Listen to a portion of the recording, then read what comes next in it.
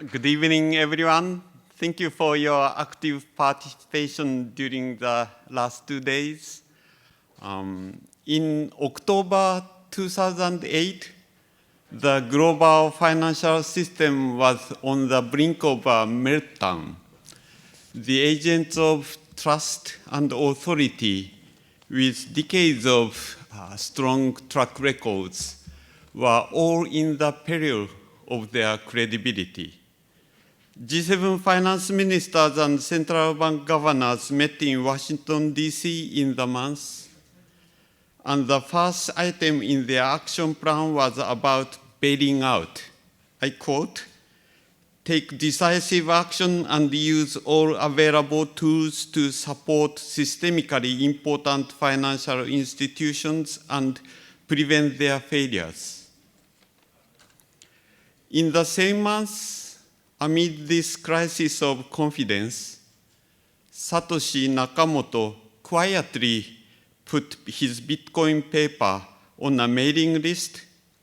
Satoshi described how the payment system, a core infrastructure of our economy, may be constructed fully peer-to-peer with no trusted third party. You do not need mint bureaus, banks, regulators, central banks, finance ministries, professors, policemen, prosecutors, courts, or armies to ensure that Bitcoin I received from an anonymous person is authentic and genuine. This proposition, together with the concept used, including proof of work, timestamp, and Byzantine fault tolerance, has helped us think deep about the nature of the system we have been accustomed to. More than a decade has passed since then. Today, we may be facing the need to think deep on the fundamental issues of trust again.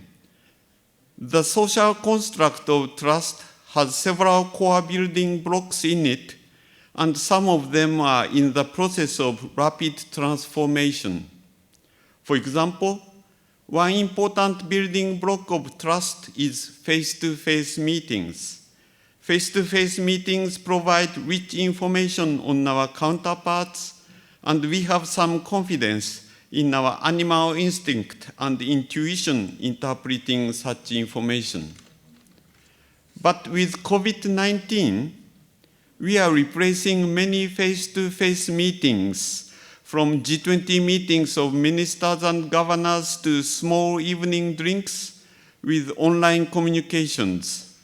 The model of trusting what I see directly with my eyes may require some supplements in the post-COVID era. Another building block of trust has been reputed and well-trained professional editors who work as gatekeepers of information. The editors of the Encyclopedia Britannica choose an eminent contributor for each entry, and we just trust and save the time to verify. But today, we read entries by anonymous authors at Wikipedia first, and then look at cited sources and evidences. We do not necessarily trust, but verify, as verification is generally becoming less costly. In good old days, newspaper editors largely controlled the information disseminated in the society. Today, many look only at favorite entries in SNS. Sometimes we simply trust what we want to trust. The government has also been a major building block of trust. To demonstrate I am me, I present my passport or driver's license. If my business counterpart breaches a contract and betrays me, I can go to the court and ask the government to enforce the obligation.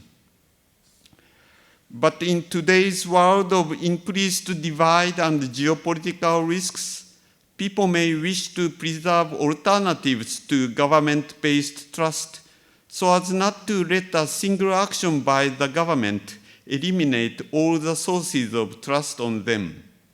In addition, the effectiveness of enforcement by governments may be getting weaker due to the blurring nexus between physical locations and economic activities.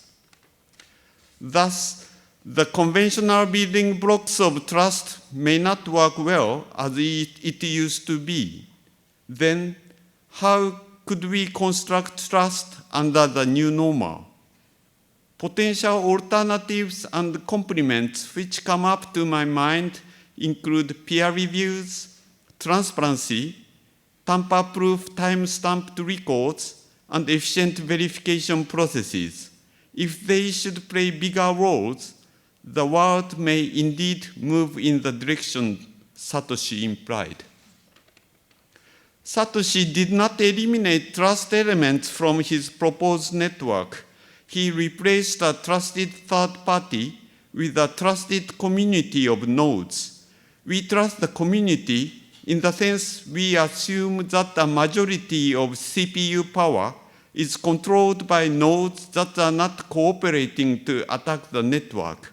And the assumption is based on the belief that nodes who have provided so much proof of work would not have incentive to destroy the value of Bitcoin.